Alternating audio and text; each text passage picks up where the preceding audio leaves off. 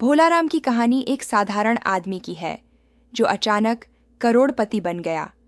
वह एक छोटे से गांव में रहता था जहां उसकी जिंदगी अपने परिवार की छोटी छोटी समस्याओं में ही सिमटी हुई थी।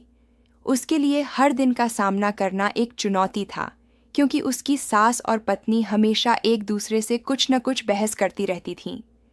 लेकिन एक दिन जब भोलाराम ने अपने पुराने घर की दीवार में एक खोखला जगह खोजा तो उसकी जिंदगी का दिशा बदल गया।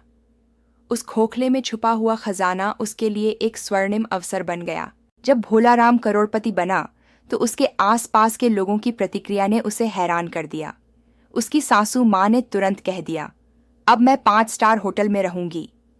उसकी यह मांग सुनकर भोलाराम को समझ में आया कि पैसा आने के साथ साथ नई चुनौतियां भी आ गईं।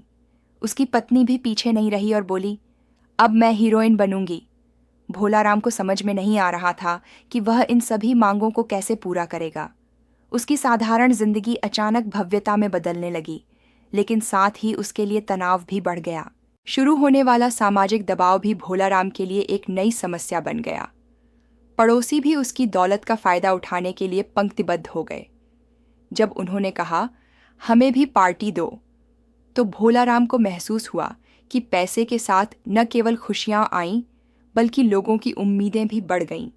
अब उसे अपने पुराने दोस्तों और रिश्तेदारों की मदद करने की सोचना पड़ रहा था, जो पहले उसके पास नहीं आते थे। इस सब के बीच भोलाराम की असली समस्या यह थी कि वह शांति से 2 रोटी भी नहीं खा पा रहा था।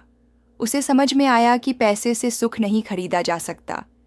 भले ही उसके पास धन का भरपूर भंडार था, लेकिन उसकी जिंदगी में अब खुशियों की कमी थी।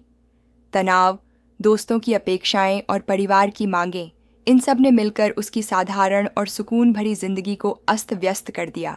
इस कहानी से हमें यह सीख मिलती है कि दौलत केवल सुख या संतोष नहीं ला सकती, बल्कि इसके साथ जिम्मेदारियां और चुनौतियां भी आती हैं। भोलाराम ने यह सब सीखा और अंत में उसे समझ में आया कि असली खुशी अपने आत्मिक संतोष में है, न कि भौतिक धन में।